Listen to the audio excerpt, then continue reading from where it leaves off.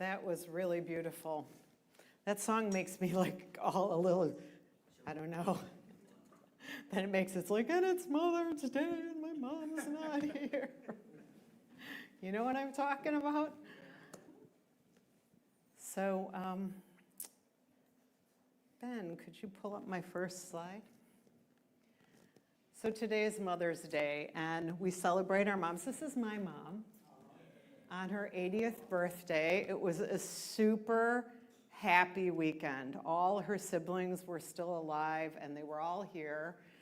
And I just look at her face, I'm like, wow, look how happy she is. Because, you know, just like all of us, not every moment of my mom's life was happy, right? And so I love that picture. And we're celebrating everybody's mom today. So I just invite you in your own heart to just think of your mom and think of your mom, whether she's alive or she's passed. My mom passed in 2011. And just hold them in your heart. You know, I think we can have complicated relationships with our parents, right? Like, you know, we can see what they didn't do, and sometimes that overshadows what they did do. And you know, boundaries are actually an act of mothering because they cultivate and protect. And my mom didn't know what boundaries were. Of course, she was born in 1923, so the world was very different, right? Think about how differently people lived. You'd come home from work and that'd be the end of the day, and your phone wouldn't ring and no one expected you to do anything and you weren't available all the time, right? And my mom had this super tough German dad, and they weren't allowed to even have their emotions. So if you aren't allowed to have your emotions, you're not going to have any idea what your boundaries are, right? And if we think about Ernest Holmes, he wrote in the time period that my mother was born, who was the founder of Centers for Spiritual Living. And he didn't write about boundaries. You know why? Because people didn't talk about them then. But he did talk about being yourself. And I think for us to really be ourselves, we need to know what our boundaries are. And I think it's so funny that I got this topic, because this is the talk I need to hear too. Because just being very truthful, this is something I am always working on, because I'm a pleaser, I'm a conflict avoider, and it's really easy for me to say yes when I don't want to say yes, or to be way down the road with something and be honestly like a little resentful. Like, why am I doing this? Right? And so I need this talk too. So let's dive in. So once there was a woman who lived on the top of the hill, and there was a light at the top of the hill, and that light was not just for herself, it was for everyone. It was to help travelers see their way. And she loved tending the light because the light gave her joy. And at first, people were very grateful that she was tending the light. But over time, people became more demanding.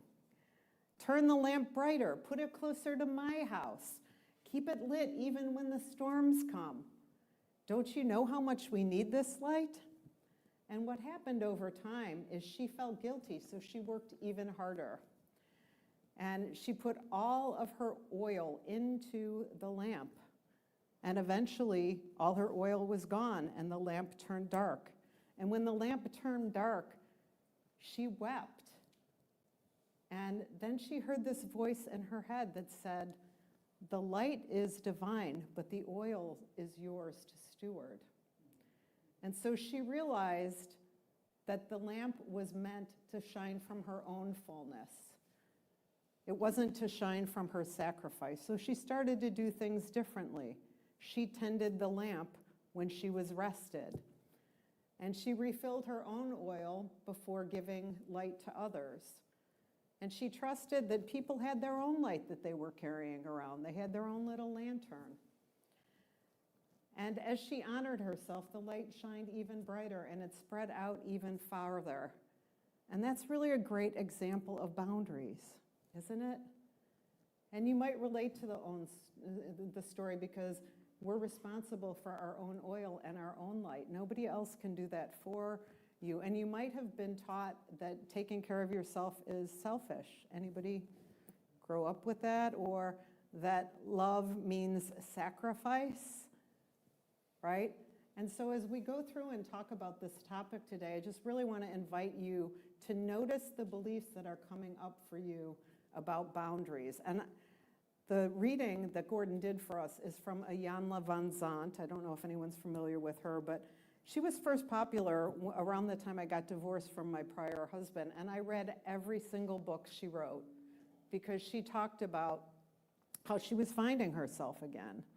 And she would go lock herself in the bathtub by herself for hours so that she could get reconnected with herself. That was how she did it. And so, we're all in relationships, right? Some of them feel healthy to us. Some of them don't feel healthy to us, right? But our boundaries are the key to things feeling healthy for us. And we need to recognize, as Gordon read to us, that what we need doesn't come from the outside. So often when we're overgiving, it's because we're trying to please someone so they love us, right? And this is normal, but you want to begin to notice when you're really doing it at your own expense. And when we're centered in our spirit, then we're clear about what's ours to do and what's not ours to do. And I know for myself, I often don't know that in the moment, because when I'm around other people, I'm picking up everybody's energy, and I have to go away by myself and meditate or be alone for me to be clear on what is mine, or am I taking on something that I shouldn't? So first we're going to talk a little bit about boundaries and how to recognize when we need to set them. And then we're going to talk about some spiritual, I've been struggling to decide what name I'm using for this. I said principles in my slide deck, but really, they're really qualities of spirit and energy that we can call in to help us set our boundaries.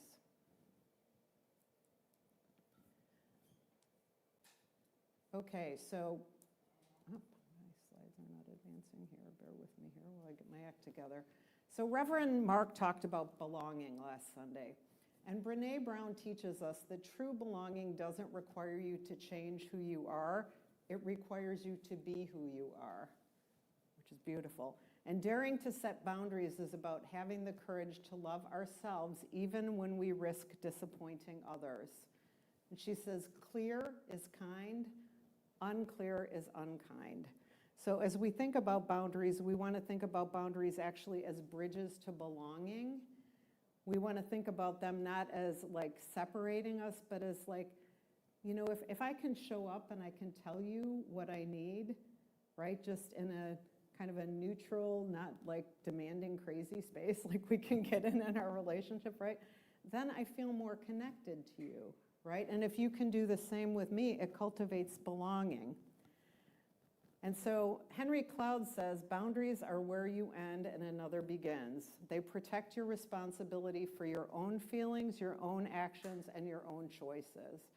And so healthy boundaries help you take responsibility for yourself, right? They protect your spirit, they honor your emotions, your values, your thoughts, your choices, and they help you communicate clearly. And they also empower you through mutual respect. I'm sharing with you what I want so that then you can feel free to share with me what you want. And, how do we know when our boundaries, when we don't have healthy boundaries? Here's a clue. Do you feel a sense, I don't know a better way to say this other than energetic creep? Where you feel the other person's energy is in your lane, or maybe they're in your business, right? That's a clue. It could also be someone guilting you into doing something that you really don't want to do. Or it could also be that you're in resentment. I know that's a good one for me. If I notice I'm starting to feel resentful, that's a clear clue. I'm not setting my own boundaries, right? And Dr. Cloud talks about the difference between being responsible for someone else and responsible to them, right? And so when we're responsible for someone else, then we're taking responsibility for the consequences of their action, or we're trying to fix things for them. And I'm not saying this is criticism. I did it for a really long time with someone in my family. And it's hard for me not to take responsibility for someone else's feelings because I'm a pleaser, right? But like recognizing, no, they're responsible for their choices. I'm responsible to them if I love them. So responsible to is the other thing. I'm responsible to them if I love them, meaning to show up with love and caring, but not taking responsibility for their own life and their own path and where the consequences of things. And Dr. Cloud also tells a story about a couple that came to him about their son, and he said, they came and they said, we're having trouble with our son. And he said, well, why is your son not here? And he said, well, our son thinks it's our problem. And Dr. Cloud said, I think he's probably right, because the story was that their son wasn't going to school, their son wasn't working, their son was doing drugs in their home, but there were no consequences, right? And so every time something went wrong, they'd bail him out, they'd fix him or whatever. He said, you are the problem. Like, you're upset by the action, but you're not doing anything about it, right? So that's a good way for us to know, like, if I'm more concerned than you are concerned about what you're doing, then that means I don't have a boundary. So here's just a little affirmation you can use for yourself if you want to remind yourself. I'm responsible for myself. I honor others by letting them be responsible for themselves. You want to say it with me? I'm responsible for myself. I honor others by letting them be responsible for themselves. We all need that reminder. So here's a visual. And this is just to help us understand when we're not practicing good boundaries. So this is a woman, and she set out to water her lawn. You see that in the picture? She set out to water her lawn, but she's watering her neighbor's lawn. And guess what? Her lawn's dying, right? And so that's a great example just to hold in your head, like, am I watering my own lawn, right? Because a healthy boundary is there to help you understand what you need to take care of. And it keeps out what doesn't belong to you. And it also has a gate, right? You decide what you let in or don't let in when you have a boundary. So that's just a good visual to hold in mind. So Matt Kahn says that we treat boundaries like they're sort of like a karate chop. Like when we want to set a boundary, we often are go like, no, right? You know how we can do that? We can be like kind of aggressive. No, I'm not doing that, right? But he says that boundaries are how I teach myself how I deserve to be treated. And boundaries are kindness to self and forgiveness to others. I like the second part, forgiveness to others, because sometimes people in our life are at a place where they're not ready maybe to show up the way we want them to, and so we need to focus on being kind to ourselves and then having compassion. And he also says you can love people without giving them unlimited access to your life. Sometimes we need a little space in a relationship if we're trying to set a boundary or to have a new experience. And so let's talk about it. How do we start to do this? One of Matt Kahn's first tips is stop speaking harshly to yourself. Anyone speak harshly to themselves? Right, that voice in your head that's critical, we all have it. I'm humming. Am I humming? Sorry about that, I'm humming. But we all have that voice that speaks harshly to ourselves, and we have to quiet that voice, because when we're in that voice, we're really in the triggered part of our brain. We're not in our spirit. And the second thing is to honor your energy, your capacity, and timing. When someone makes a request of you, if you're like me, you might be like, oh yes, of course I can help, right? But sometimes we're just not in a place where we have the energy to do it, right? Or the capacity, or it's not the right time. I have a couple recent examples. I was asked in my work to consider working with this company, and like what they expected in terms of how much time you'd give and how quickly you'd be available. There was just no way that that would work with my life. And that I realized right away and told her. But I had another situation with a friend who's going through a little bit of a hard time, and they wanted me to do something at a time that I was traveling for work, right? And so I'm like, well, if I leave my meeting early and then I drive back, I'm going to be like 3 hours away from Chicago. Well, maybe I can make it back in time. And then I realized, I'm like, what am I doing? But I also had this realization that in that particular relationship, I'm super sensitive to the fact that the person's sensitive.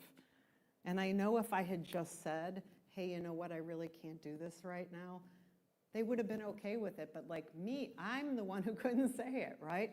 So these are the things we want to begin to notice. Like, do I have the energy for this? Do I have the capacity? Do I have the time?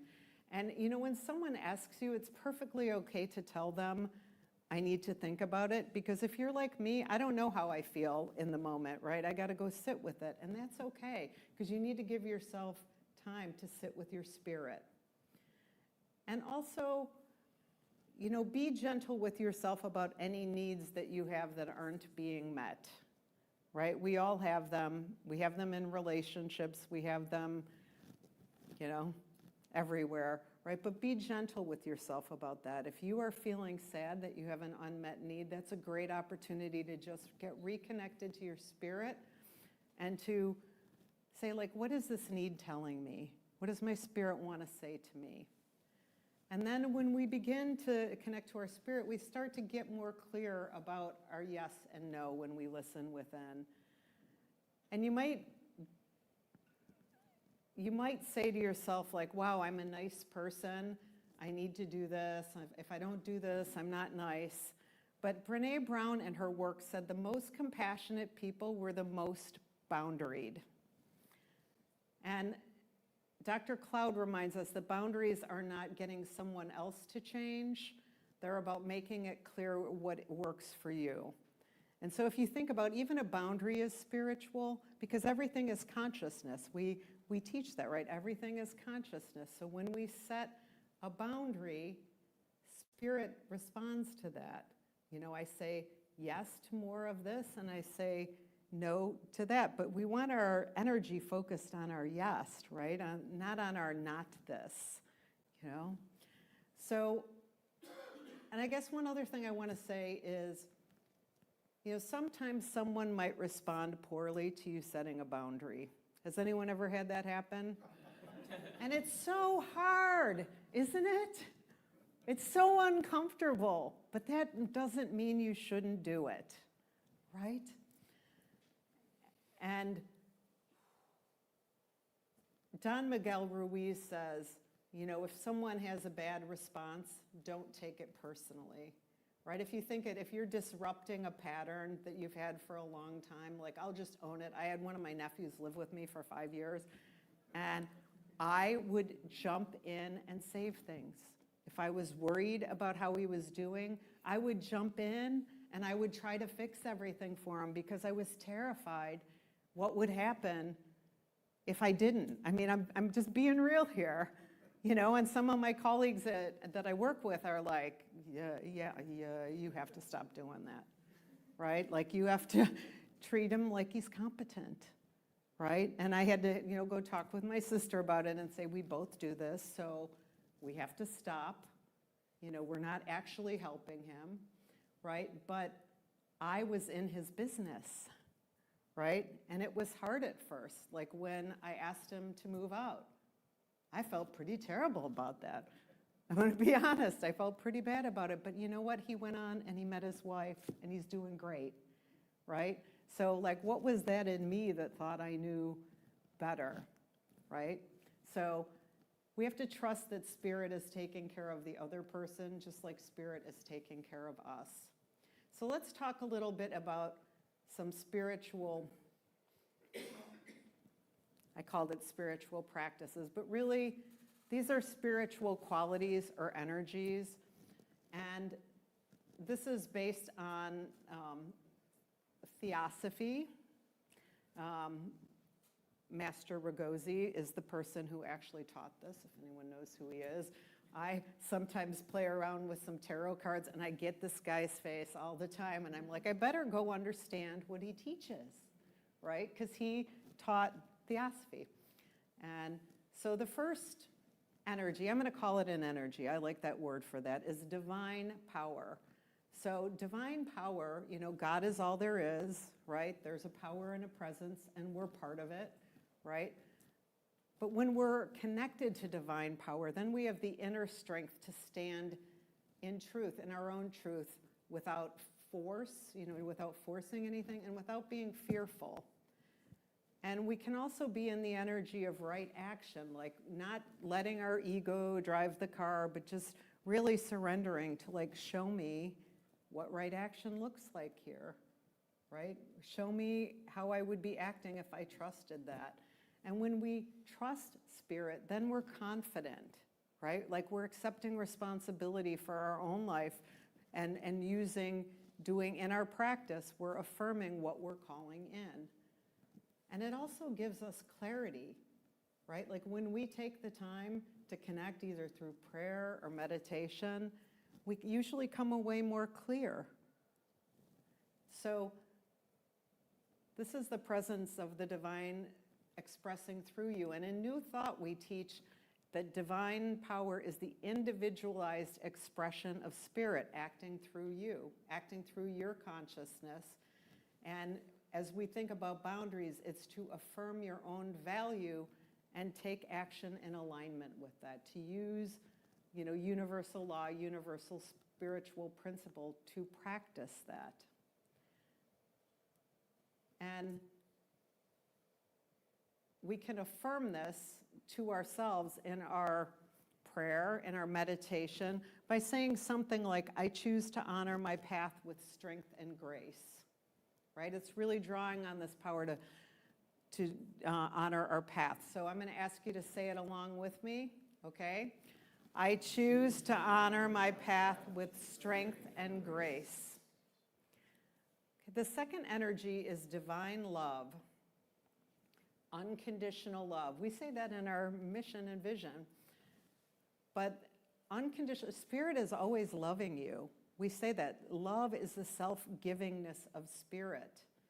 And that recognizes the sacredness in everyone, and that includes you. So when we're in that energy of love, it can soften our defensiveness, right? If you think about when our boundaries are violated, aren't we defensive?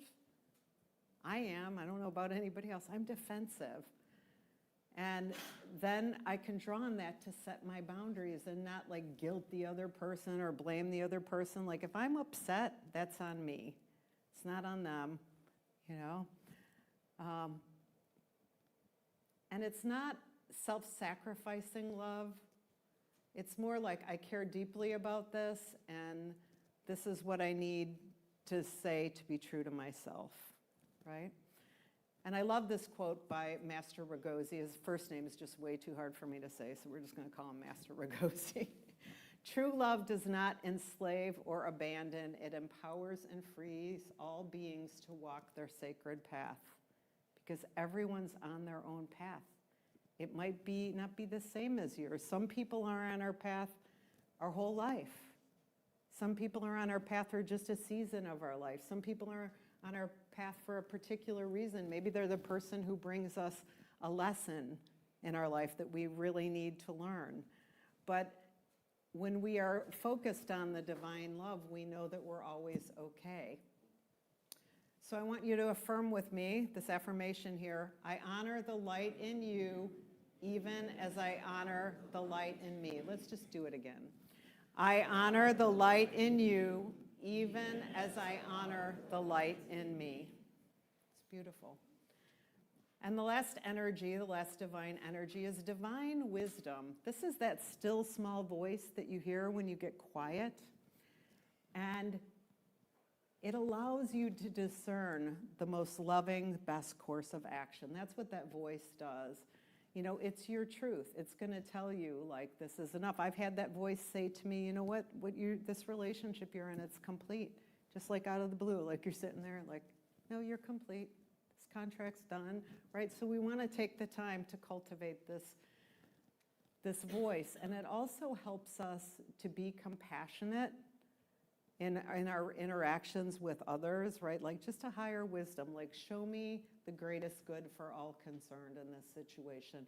Just give me the wisdom. I think Ernest Holmes would say, like, divine wisdom is the perfect intelligence of the universe that's expressing through your consciousness. That's what it is, divine wisdom expressing through you. And it's allowing you to make decisions that align with what your spirit is calling you for. And just like all the other spiritual qualities, it's not shouting, it's not ego, it's quiet. And it's quiet clarity that comes when you pause and ask, what's mine to do or not do in this moment? So our affirmation on this one is, let me just say this one thing. Your wisdom guides you to distinguish between your fear-based reactions and your soul-guided truth. You know, so often our reaction is fear or anger or something our ego wants because, you know, we kind of got to manage our human self, don't we? Because like this part of your brain, the part that gets triggered, works way faster than your conscious mind. So the reason we practice is to clear the space so that we can connect to our conscious mind and our spirit. So here's the affirmation on this one. This is, you can use whatever words you want for what you call God, but this is, I used spirit of wisdom reveal to me the highest good in this situation. And I'm going to have us say it together in a minute. But what I want to say too is, you know, so often we pray and we meditate and then we go out in our day and we forget everything we know. Right? We do. And so like little affirmations like this, or just taking a minute to just say, you know what, I need to take a minute to center right now because I can tell I'm in the wrong place. You know, if I'm making up a story in my head about what someone else did or their intentions or anything like that, then I'm in the wrong place to really act with my spirit. So let's say this together. You ready? Spirit of wisdom, reveal to me the highest good in this situation. So we're going to move now into a little practice together of these three spiritual energies or qualities. And I think Ben has come back up here with me. And what I want you to do is I want you to close your eyes and I want you to center in your body and just allow your body to relax. Let's take a few deep breaths together, just breathing in and breathing out. Breathing in and breathing out. Just bring your awareness to your heart center. And if you want, you can put your hands on your heart, if that feels good to you. Just imagine a small flame burning in the middle of your heart.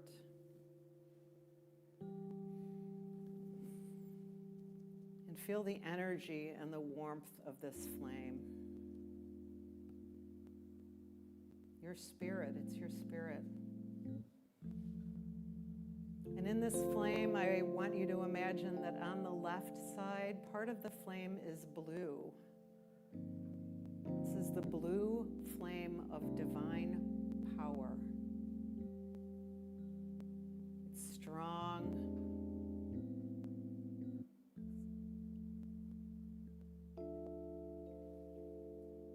And it has clarity in it.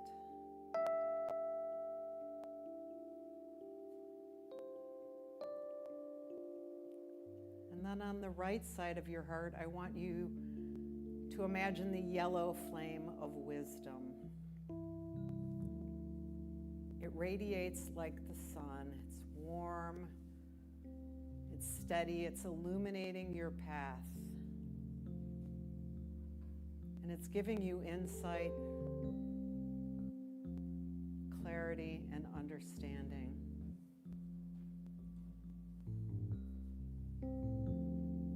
And in the center of these flames, between the blue flame and the yellow flame, I want you to imagine a pink flame. which is the flame of divine love. It pulses with unconditional kindness, with forgiveness, with compassion. And just allow this love to soften and expand throughout your entire being. Power, wisdom, love. You can call upon these energies at any time. And as we sit for one more moment, just invite you to ask your spirit, what would spirit like you to do to nurture it? What should you say yes to? What do you want to say yes to? There's no should in God. What is calling you to your yes?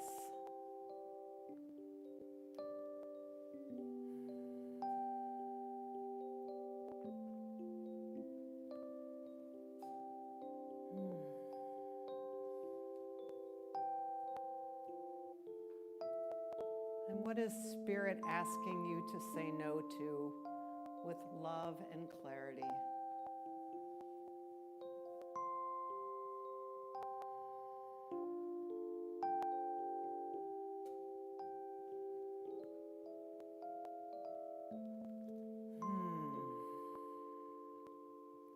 Just breathing into this. Ask your spirit one last question. Where might setting a boundary deepen my love for myself or another? Where might I deepen my love for myself and my other through setting a boundary?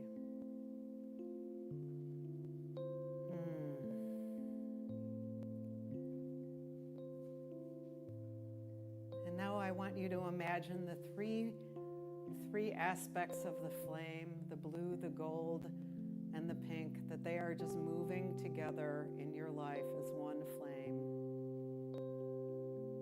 And just feel this flame burning bright within you and spreading out into the world, into your life. And in this moment, I just know that divine power, divine wisdom, divine love are all that there is, that they are part of this magnificent creative possibility and presence of Spirit, the one life that we are all part of. That this energy of love, this energy of wisdom, this energy of power is the truth of each of us. And I know that as we turn within, we are drawn to the clarity of Spirit about our lives. And so I know for each one of us that clarity is emerging.